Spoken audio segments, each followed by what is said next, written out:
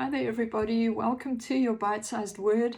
This is in place of me doing a live session on Thursday, an e-Thursday, because I've had a bit of a cough issue and I don't want to be sitting online and coughing all the time. So I'm going to give this to you in a bite-sized word, and hopefully you will be encouraged. I'm sure you will. On Tuesday afternoon, I spoke about finding your place in the prophetic today. And we looked at a lot of ways that we know we can see how we've been wired up. What is it that makes us come alive? And if the prophetic is one of the things that is your passion, you will want to be at every prophetic meeting. You will be pressing in to hear what God is saying. When you hear what God is saying, you'll come alive. You won't just dismiss it. So if you missed that session on Tuesday, e-Tuesday, finding your place in the prophetic, please go and read it, because how you feel about prophetic things will reveal to you a little bit about your place in the prophetic today. And it's important that we all find our place. So I don't want to go over everything I spoke about on Tuesday. So I'm just going to pick up exactly where I left off. I said that if one of the things I did say, so I can just pick up from there, one of the things that I did say is that if you don't understand your purpose in the season as a prophetic person, you will go for popularity that comes from man, applauding you on the back, attending your meetings, giving you all the likes on social media. That will be your focus, and that's where you will get your affirmation from. But if you're going for purpose, the purpose that you know God has for you in the season, you won't be so concerned about being popular or not. It's wanting to be pleasing to God so that you can be effective in your purpose. So one of the other things that happens is, if you want to know how you are called, what you are called into, is there will be a hunger in your heart for something. If you're called as an intercessor, you will have a desire to be at all the prayer meetings. Not just all the prayer meetings, a desire to pray, even when you're on your own. Excuse me sipping my Earl Grey tea, but I do need it. So one of the things that happens is you will have an appetite. So an appetite for spiritual things. I'm not talking about being hungry. You know that. But kingdom appetites. In other words, what will drive you or lead you to do a certain thing comes from an appetite for that thing. And so hunger in your heart for something, whether it's prophetic, intercession, worship, whatever it may be, preaching the word, going to the nations, when there's a hunger in your heart, and when I say a hunger, it's a passion, it's a desire. When you have that in your life, it's a sign of a calling. It's not a confirmation that you're called. It's a sign that you are called to something.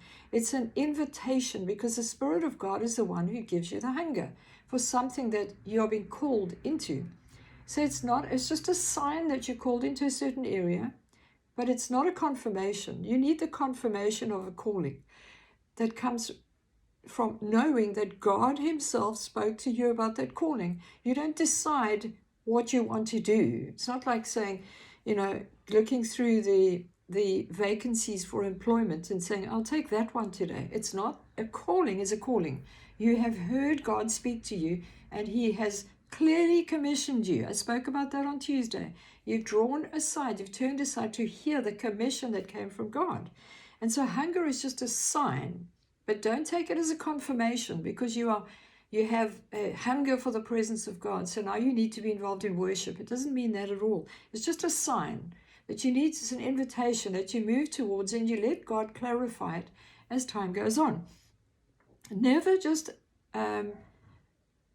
think. I can't think of the right word. Never just assume that you're called into something that you haven't heard about because you think, oh, that's great. Never think that you're called as a prophet just because you've given a few accurate prophecies to people.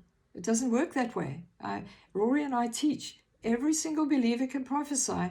So giving prophecies does not make you a fivefold Ephesians 4 ministry prophet.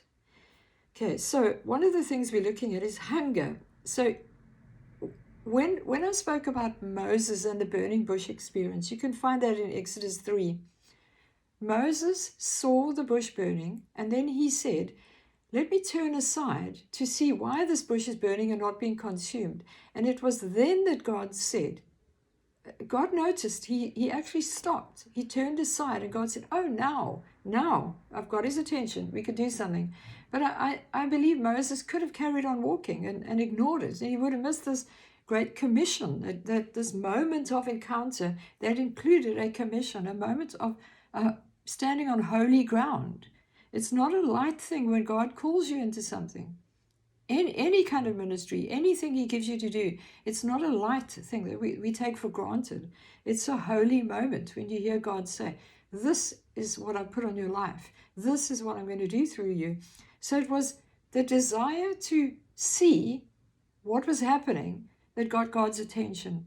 So it's the same thing with hunger in our hearts today. When we turn aside and we recognize that the Holy Spirit is speaking to us about something, we turn aside and we say, I'm going to dig into this thing until I see what God is saying to me.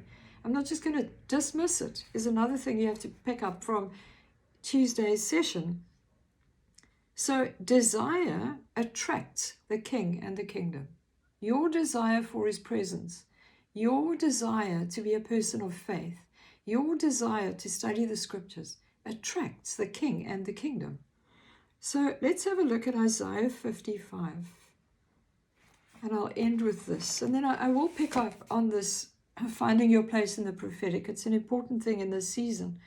Isaiah 55 says, Ho, everyone who thirsts, come to the waters. And you who have no money, come buy wine and milk without money and without price. You buy it without paying for it. Why do you spend money for what is not bread? And your wages for what does not satisfy? Listen carefully to me and eat what is good, and let your soul delight itself in abundance. Incline your ear and come to me. Hear, and your soul shall live. Doesn't that sound great?